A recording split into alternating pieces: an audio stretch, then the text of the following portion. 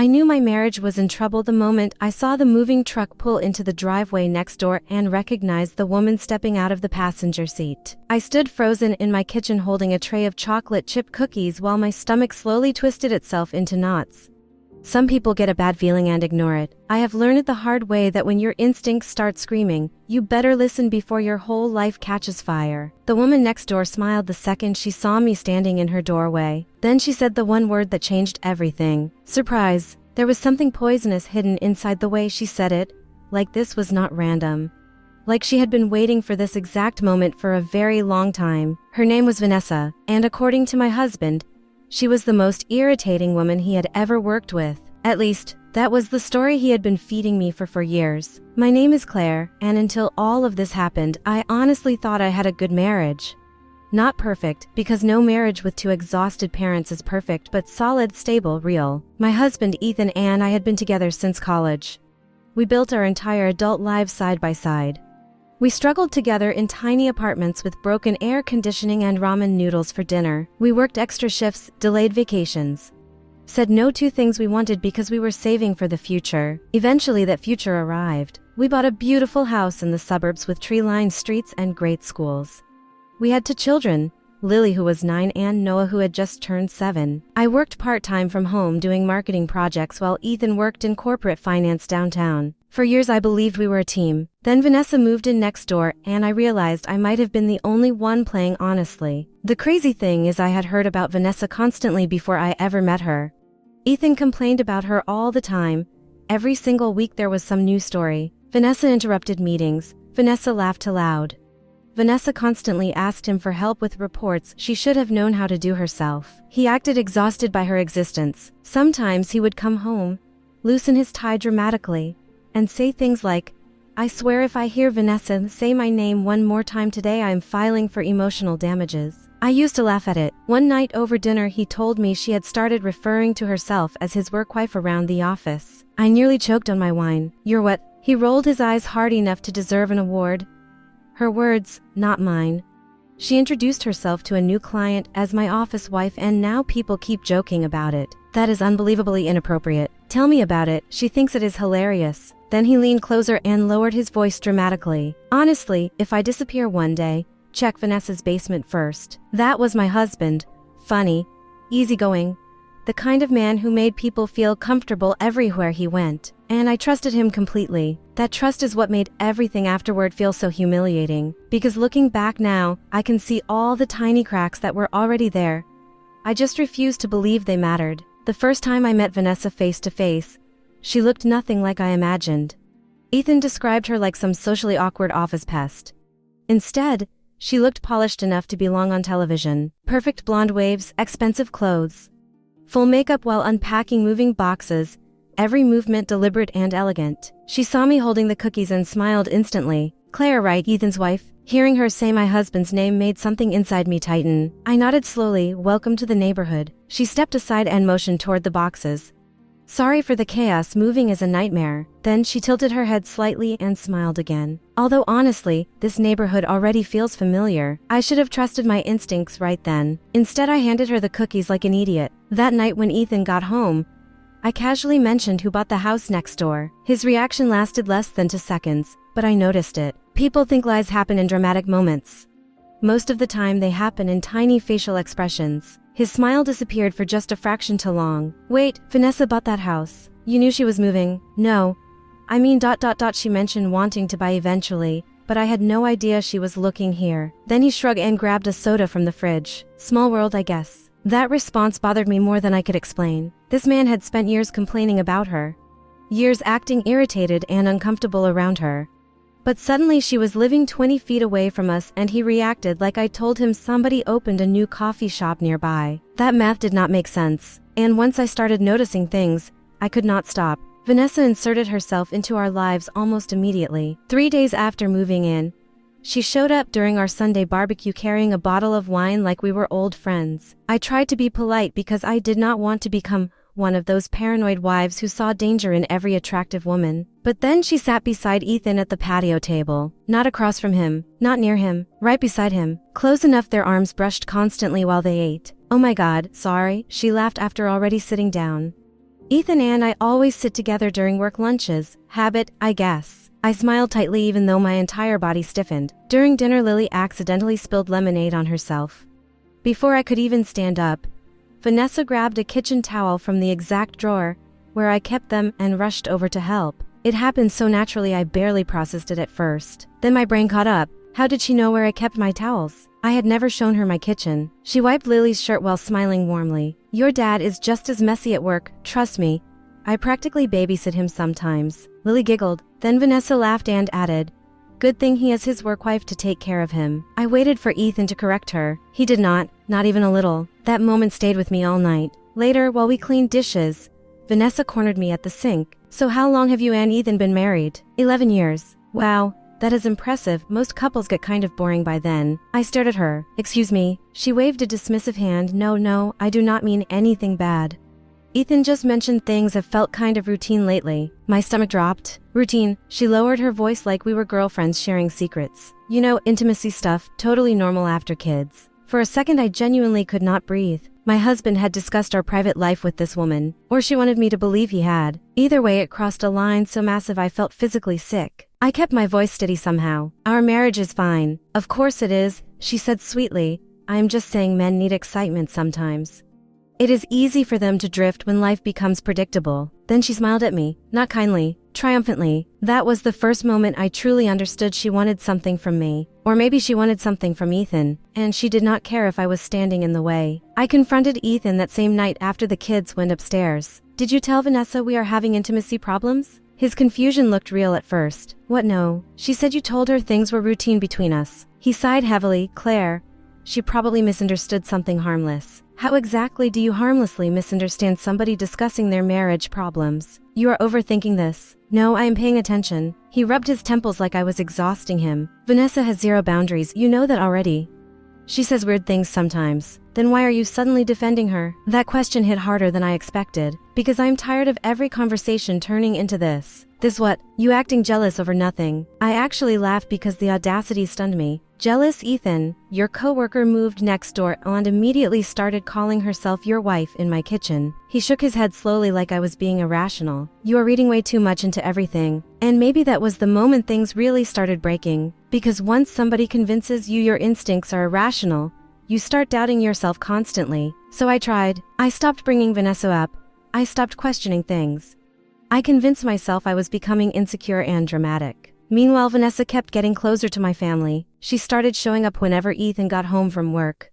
Sometimes she brought baked goods. Sometimes random excuses. Need to borrow sugar. Need help with a light fixture. Need Ethan to look at her Wi-Fi router because apparently only my husband on Earth understood technology. Eventually, she stopped pretending and just walked into our backyard whenever the kids played outside. The worst part was how quickly Lily adored her. Vanessa always knew exactly what to say.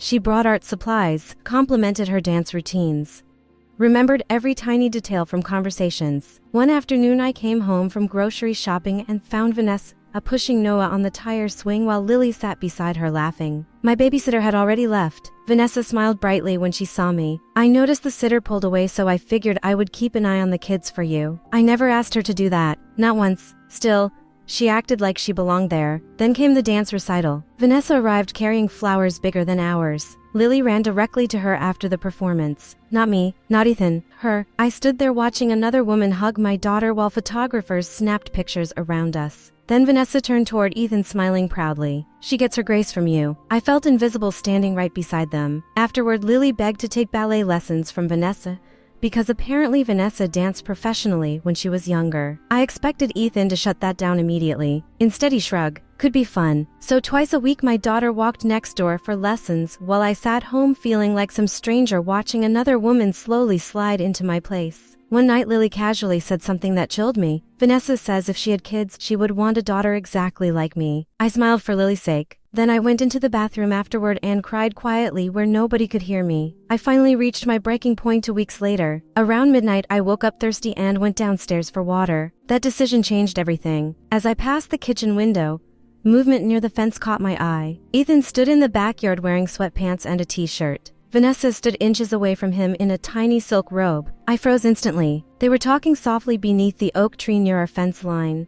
I could not hear the words, but I could see everything else. Her hand rested on his arm. His body leaned toward hers automatically. At one point she touched his chest and left her hand there. He never moved away. That hurt more than if they had kissed. Because people only stand that close when something already exists between them. I watched for several minutes, feeling my heart slowly crack open inside my chest. Then I quietly went upstairs and pretended to be asleep when Ethan came back to bed. The next morning I waited until the kids left for school before confronting him. "I saw you last night." His entire body tensed immediately. "What are you talking about?" "Backyard, Vanessa, at midnight, try again." For a few seconds he just stared at me silently. Then came the lies. "We just happened to run into each other outside. I saw her touching you. She is a touchy person. I saw you leaning toward her. You are exaggerating." I slammed my coffee cup down harder than intended. "Stop insulting my intelligence." That finally cracked him. He looked down at the table for a long time before speaking quietly. "Okay, fine. I admit things have gotten emotionally complicated." Emotionally complicated. I repeated the words slowly because they sounded insane. He rubbed both hands over his face. "I do not know how it happened. We spend so much time together at work. She understands me in ways that are hard to explain." My chest physically hurt listening to him. "Nothing physical happened," he added quickly. "But why, yes, I think I developed feelings." I stared at the man I built my life with and barely recognized him. "Then why did you spend years pretending you hated her?" That answer came too slowly. Because if I admitted I liked the attention, it would have looked bad. There it was. The truth. Every complaint, every dramatic story, every joke about her annoying him. All performance. He had been managing my perception from the beginning, making sure I never saw her as a threat. I felt humiliated beyond words. "Do you love her?" "No." "Do you want her?" Silence. That silence told me everything. I stood up so fast my chair nearly tipped backward. "Listen to me very carefully, Ethan. You are standing on the edge of destroying this family. If you cross that line, I will not spend years begging you to come back. I will take our children and leave you behind with your work wife fantasy, and you can explain to Lily and Noah why another woman mattered more than their home." He looked terrified for the first time. "Claire, please." "No, you wanted honesty. Here it is. I deserve a husband who protects our marriage when somebody threatens it, not one who invites the threat inside." That conversation changed him overnight, or at least it appeared to. That evening he came home carrying roses. The next morning he made breakfast for the kids. He started leaving sweet notes in my purse again. Planned date nights, held my hand more often. Part of me desperately wanted to believe him, because when you love somebody for over a decade, you do not stop overnight. You keep searching for the version of them you remember. And for a little while I thought maybe I found him again. Until the messages. About 3 weeks later, Ethan left his phone on the kitchen counter while showering upstairs. I was not snooping originally. I swear I was not. But the screen lit up with Vanessa's name, and beneath it was a preview that said, "Miss you already." My blood ran cold. I picked up the phone with shaking hands. Their messages stretched back months, hundreds of them. Inside jokes, compliments, late night conversations after I went to sleep, flirting so obvious it made me nauseous. Then I found the worst part. A message from Ethan dated almost a year earlier. "Sometimes I think I met you at the wrong point in my life." I physically sat down because my legs stopped working. A year. This emotional affair had been happening for a year while I cooked dinners and folded laundry and trusted my husband completely. Then I found another message from Vanessa. "Soon we will not have to hide anymore." My vision blurred instantly. That was not flirting. That was planning. At that exact moment, Ethan walked into the kitchen. The second he saw his phone in my hand, his face drained white. "Claire, how long?" He started crying immediately. Actual tears. I hate that part because a small piece of me still felt sorry for him even then. He admitted everything over the next hour. The late night talks, the emotional attachment, the fantasies about leaving together someday. He swore they never slept together physically. Honestly, I still do not know if that was true. And at that point I did not care anymore, because betrayal starts long before sex. The moment you start building intimacy with somebody outside your marriage while hiding it from your spouse,